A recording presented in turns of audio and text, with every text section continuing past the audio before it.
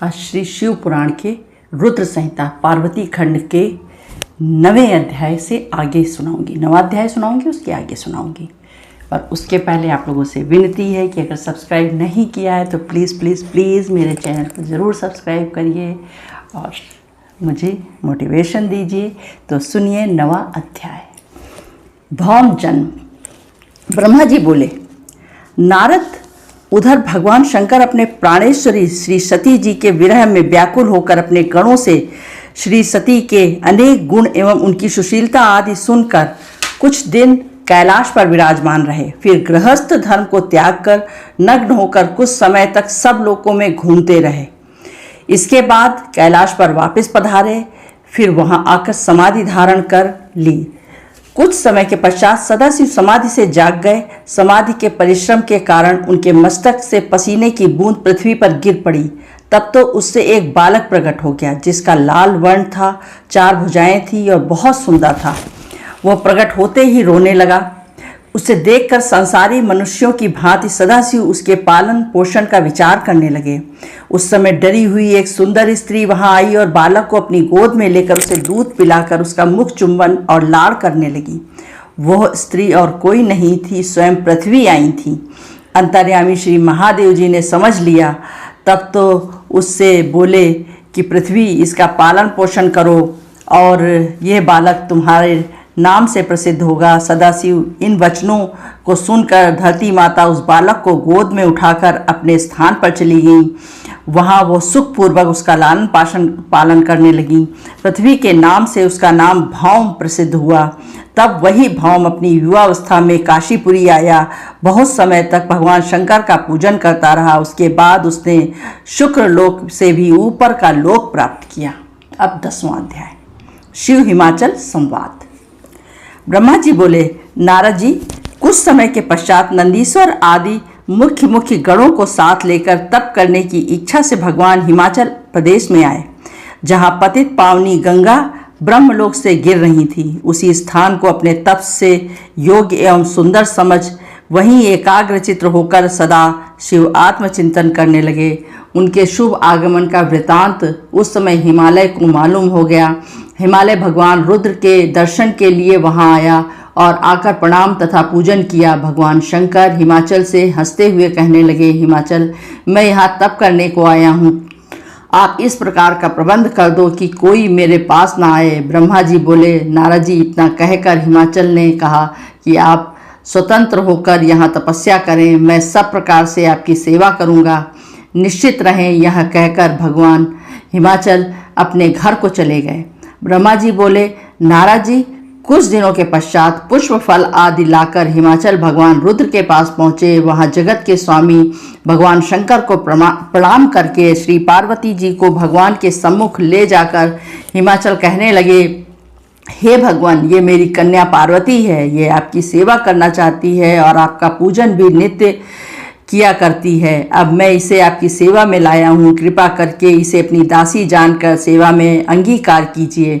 यह सुनकर सदाशिव ने अपने नेत्र खोले और सामने संपूर्ण गुणों से युक्त सुंदर अंगों वाली उमा को देखा। तब हिमाचल बोले कि हिमालय, यह कन्या चंद्रमा के समान सुंदर रूपवती है। इसी समान मैं इसका यहाँ आना पसंद नहीं करता, क्योंकि इस प्रकार की मायामयी स्त्रियों के आने से तपस्वियों की तपस्या में विघ्न पड़ जाते हैं। तब हिमालय ने कहा कि सदाशिव के वचन सुने। तब उसका मन अत्यंत व्याकुल एवं चितांतुर हो गया। 11वां अध्याय। शिव पार्वती संवाद।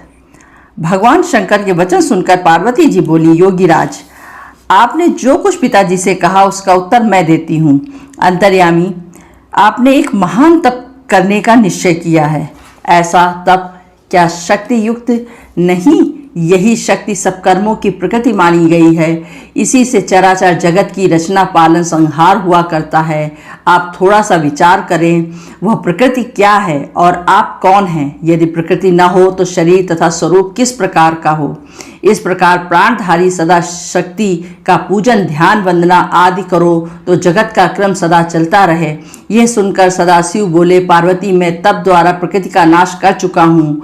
अब तत्व रूप में स्थित हूँ। साधु पुरुषों को प्रकृति का संग्रह करना उचित नहीं, तब इस प्रकार के वचन सुनकर लौकिक व्यवहार के अनुसार हंसकर श्री पार्वती जी कहने लगी, योगीराज आप किस प्रकार की बात कर रहे हैं, थोड़ा विचार करें। यदि आपने प्रकृति का नाश कर डाला है तो आप किस प्रकार विद्यमान रहेंगे। संसार तो प्रकृति से बंधा हुआ है। क्या आप प्रकृति का तत्व नहीं जान रहे? मैं ही प्रकृति हूँ, आप पुरुष हो। आप मेरी कृपा द्वारा सगुण होकर चेष्टावान हूँ, नहीं तो किसी भी कार्य करने में आप समर्थ न हो सकेंगे। तब इस प्रकार सांख्य शास्त्र के अनुसार श्री पार्वती जी के वचन सुनकर शिव जी बोले, हिमाचल कन्या, यदि मैं माया रहित परमेश्वर हूँ तो आप श्रद्धा पूर्वक मेरी सेवा करने में तत्पर हो जाओ। इतना कहकर सदाशिव हिमाचल से बोले, अब हमें तप करने की इच्छा है और तुम्हारी कन्या के लिए आज्ञा है कि वो नित्य आकर मेरे दर्शन किया करे। यह सुनकर हिमाचल प्रसन्न हुए और श्री पार्वती जी को साथ लेकर अपने घर चले गए। उसी दिन से श्री पार्वती जी नित्य ही भगवान के दर्शन करने जाने लगीं। वहां आकर उनका शोषणोपचार से पूजन करती, उनके चरणों के धोवन का नित्य ही चरणामृत लेती। इस प्रकार पूजन करके लौटकर घर आती। इसी प्रकार पूजन आदि में श्री पार्वती जी को बहुत समय बीतने लगा। कभी कभी तो श्री पार्वती जी अपनी सखियों के साथ मिलकर काम उत्पादक गायन भी करने लग जाती थीं। एक दिन सदाशिव ने इस प्रकार श्री पार्वती जी को अपनी सेवा में तत्पर देखकर विचार किया, ये काली उमा महेश्वरी तभी तप करेगी जब उसके द्वारा अभिमान का बीज अंकुर नाश होगा, और इसका ग्रहण भी मैं तभी करूँगा। ब्रह्मा जी बोले, नारद जी, ऐसा विचार कर भगवान शिव अपने ध्यान में तत्पर हो गए, किंतु उनके मन में श्री पार्वती जी के लिए एक प्रकार की चिंता ने आकर निवास कर लिया। उसी कारण वे गिरजा को नित्य ही देखते और श्री पार्वती जी भी बड़ी श्रद्धा जिससे प्रेम से शिव चिंतन, पूजन एवं दर्शन नित्य करने लगीं। इतना देखकर तारकासुर से पीड़ित हुए मुनि तथा इंद्रादिक देवताओं ने ब्रह्मा जी से कहा और ब्रह्मा जी ने कामदेव को आज्ञा दी। आज्ञा पाकर कामदेव वहां पहुंचा और अनेक प्रकार की माया वहां फैलाने लगा, किंतु भगवान रुद्र उससे कभी चलायमान न हुए, प्रत्युत काम को जलाकर भस्म कर डाला। 12वां अध्याय, वज्रांग जन्म एवं पुत्र प्राप्ति का वर मांगना। नारद जी कहने लगे, ब्रह्मा जी, वो तारकासुर कौन था जिसने आकर देवताओं को भी पीड़ित कर दिया? काम को सदाशिव ने भस्म कर दिया। ब्रह्मा जी बोले, नारद, मारीच का पुत्र कश्यप जी हुए हैं, जिनकी दक्ष की दित आदि 13 कन्याएं स्त्रियां थीं। उन सब में दित बड़ी थी। उससे हिरण्यकश्यप तथा हिरण्याक्ष 2 पुत्र हुए। इन दोनों को भगवान विष्णु ने वाराह तथा नरसिंह रूप धारण कर मारा। तब पुत्रों के मर जाने से दुखित होकर दित ने फिर कश्यप जी से प्रार्थना की। उनकी सेवा के द्वारा उसे गर्भ रह गया। इंद्र ने ये जानकर और उसके गर्भ में प्रवेश करके बालक के खंड खंड कर दिए, किंतु दित के व्रत के प्रभाव से गर्भ के बालक की मृत्यु न हुई।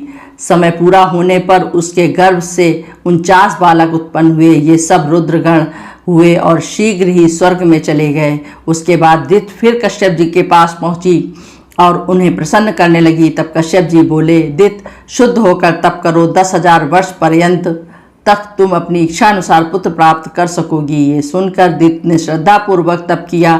जब तप उसका तप पूर्ण हो गया तो पति के द्वारा फिर गर्भवती हुई और इस बार उसका अत्यंत पराक्रमी वज्रांग नाम का पुत्र उत्पन्न हुआ। उसे माता ने आज्ञा दी कि देवताओं से युद्ध करो। तो माता की आज्ञा से युद्ध में सब देवताओं को जीतकर उनका राजा बन गया। दित ने देखा कि यही पुत्र राजा बन गया है और सभी देवता उसके अधीन हैं। ऐसा देखकर वो अपने मन में अतीव प्रसन्न हुई। उसके बाद वो एक बार कश्यप जी को साथ लेकर ब्रह्मा जी वज्रांग के पास पहुँचे। उन्हें कहने लगे। वज्रांग ने बंधन खोल दिए और कहने लगा, ब्रह्मा जी, मुझे राज्य से तो कोई प्रलोभन नहीं था, किंतु यही इंद्र अपने स्वार्थ में आकर मेरी माता के बालकों को मारता रहा है, तभी तो मैंने इससे जीत कर राज्य प्राप्त किया है। मुझे तो भोग विलास की इच्छा नहीं है और ये देवता लोग भी अपने किए कर्मों का फल भोग चुके हैं। अब यह राज फिर मुझसे ले सकते हैं। ये सब कुछ मैंने अपनी माता की आज्ञा से किया है। ब्रह्मा जी, आप मुझे सबका सार रूप तत्व का उपदेश करें जिससे मुझे सुख प्राप्त हो। नारद जी, ये सुनकर मैंने सात्विक तत्व समझाया और एक रूपवती स्त्री उत्पन्न करके वज्रांग को दे दी। उसके बाद हम दोनों वहाँ से चले गए। तभी से बजरांग ने राक्षस स्वभाव त्याग दिया, पर उसकी स्त्री के हृदय में सात्विक भाव न था। उसने काम से पीड़ित होकर बड़े प्रेम से पति की सेवा की। तब उसकी सेवा से प्रसन्न होकर बजरांग बोला, प्राण प्रिय, कहो तुम क्या चाहती हो। ये सुनकर वो स्त्री कहने लगी, पतिदेव, यदि आप मुझ पर प्रसन्न हैं तो त्रिलोकी को जीतने वाला महाप्रकामी विष्णु को भी पीड़ित करने वाला पुत्र दीजिए। ब्रह्मा जी बोले, नारद जी, इस प्रकार के वचन सुनकर द्वेष भाव से दूर रहने वाला बजरांग व्याकुल होकर मन में विचार करने लगा, देवताओं के साथ बैर भाव करना ठीक नहीं। इधर यह देवताओं के साथ बैर भाव करना चाहती है। यदि केवल स्त्री की अभिलाषा पूर्ण कर दी तो सारे संसार के देवता एवं मुनिजनों को दुख उठाना पड़ेगा, और यदि स्त्री की अभिलाषा पूर्ण न हुई तो मैं नरक का गामी होऊंगा। इस धर्म संकट में पड़कर उसने अपनी स्त्री की अभिलाषा पूर्ण कर देना उत्तम समझा। स्त्री के वचन में आकर उसे वैसा पुत्र देने का वर दे दिया। फिर स्वयं उसको पूरा करने के लिए अपनी इंद्रियों को वश में रखकर बजरांग ने बहुत वर्षों तक कठोर तपस्या की। ब्रह्मा जी बोले, तब मैं ही प्रसन्न होकर उसके पास पहुंचा और उसे वर मांगने को कहा। तब उसने आकाश में मेरी दर्शन करके प्रणाम किया और अनेक प्रकार से स्तुति करने लगा। फिर बोला, प्रभु, आप कृपा करके मुझे ऐसा पुत्र दें जो मेरा तथा अपनी माता जी का हित करने वाला, तप स्वरूप एवं सामर्थ्यवान रूपवान हो। मैंने तथास्तु कह दिया और अपने लोक में चला गया। 13वां अध्याय, तारकासुर जन्म तथा उसका तप। ब्रह्मा जी बोले, नारद जी, कुछ समय बाद बजरांग की पत्नी गर्भवती हो गई। समय पूर्ण होने पर बड़े लंबे चौड़े शरीर वाला अति पराक्रमी पुत्र उत्पन्न हुआ। उसके जन्म के समय सारे संसार में बड़े उपद्रव हुए। भयंकर गर्जना के साथ बिजलियां गिरने लगीं, भूकंप आने लगे, पहाड़ कांपने लगे, नदी सरोवर आदि का जल उछलने लगा। बड़े जोर की आंधी हुंकार शब्द करती हुई चल पड़ी। सूर्य को राहु का ग्रास हुआ, इत्यादि अनेकों उपद्रव होने लगे। कश्यप ऋषि ने उसका तारक नाम रखा। वह तारकासुर अत्यंत शीघ्रता के साथ बजरांग के घर पलने लगा। थोड़े ही काल में वो पर्वत जैसे आकार वाला होकर माता से तप करने की आज्ञा मांगने लगा। तब प्रसन्न होकर माता ने उसे आशीर्वाद देकर आज्ञा दे दी। तब मैं मन में देवताओं को जीतने की अभिलाषा रखकर गुरुजी के कहने के अनुसार मधुबन में चला गया और वहां ब्रह्मा जी को प्रसन्न करने के लिए कठोर तप करने लगा। उसने हाथ को ऊंचा कर लिया और दृष्टि ऊपर की ओर कर ली। एक पांव पर ही खड़े होकर एकाग्र मन से 100 वर्ष तक तपस्या करता रहा और 100 वर्ष तक केवल अंगूठे के आधार पर खड़े होकर तप किया। इस प्रकार 100 वर्ष जलाहार से और एवं 100 वर्ष वायु के आहार से उसने तप किया और 100 वर्ष जल से, 100 वर्ष थल में, 100 वर्ष अग्नि में ठहर कर किया। फिर 100 वर्ष पृथ्वी पर हथेली रख के किया। 100 वर्ष वृक्ष की छाया पकड़ कर किया। इसी प्रकार और भी अनेकों दुख सह सह कर तप करता रहा। तब तो उसके शरीर से बड़ा तेज निकलने लगा। उससे तो देवलोक भी जलने लग गए। ये देखकर देवता घबरा गए। फिर मैं स्वयं तारकासुर के पास गया और उससे वर मांगने के लिए कहा। तारकासुर ने सुनकर प्रणाम किया और बोला, हे भगवान, मुझे वरदान देते हैं तो पहला वरदान ये दीजिए कि आपके रचे हुए संसार में मेरे समान तेजवान व बलवान कोई न हो। दूसरा ये कि भगवान शंकर के वीर से जो बालक उत्पन्न हो उसी के ही चलाए हुए शस्त्र से मेरी मृत्यु हो और किसी प्रकार भी मेरी मृत्यु न हो। ब्रह्मा जी ने तथास्तु कह दिया। फिर अपने लोक में चले गए। तब तो वो तारक अत्यंत प्रसन्न हुआ, फिर अपने घर लौट गया। उसके बाद ब्रह्मा जी की आज्ञा लेकर शुक्राचार्य ने दैत्यों का उसे राजा बना दिया। तब तो तारकासुर की उन्नति होने लगी। तीनों लोगों का राजा बनना चाहता था। सबको दंड देता हुआ देवताओं को भी पीड़ित करने लगा। इंद्र ने डरकर ऐरावत हाथी, अपना खजाना सफ़ेद रंग के 9 घोड़े दे दिए। ऋषियों ने डर के मारे कामधेनु एवं सूर्य के उच्चय श्रवा तथा अन्य देवता लोगों ने भी अपनी अपनी प्रिय वस्तुएं दे दी। फिर उस दैत्यराज ने त्रिलोकी में से ढूंढ ढूंढ कर उत्तम उत्तम वस्तुएं निकाल ली। समुद्रों ने तो डर के मारे अमूल्य रत्न दे दिए। पृथ्वी इसकी प्रजा के हित परिश्रम के बिना ही अनेकों अन्न आदि उत्पन्न करने लग गई। सूर्य भी इसके भय से उतना तपने लगा जिससे कि किसी को कष्ट न हो। इसी प्रकार चंद्रमा, वायु, अग्नि सब के सब इसके अनुकूल हो गए। देवता एवं पितरों के भाग भी ले लेकर ये तारकासुर इंद्र के सिंहासन पर चढ़ बैठा। देवताओं को निकाल कर उसने दैत्य के स्थान को दे दिए। अब 14वां अध्याय। अभी तक 13 अध्याय संपन्न हो गए हैं। अब आपको कल मिलेंगे 14वें अध्याय में।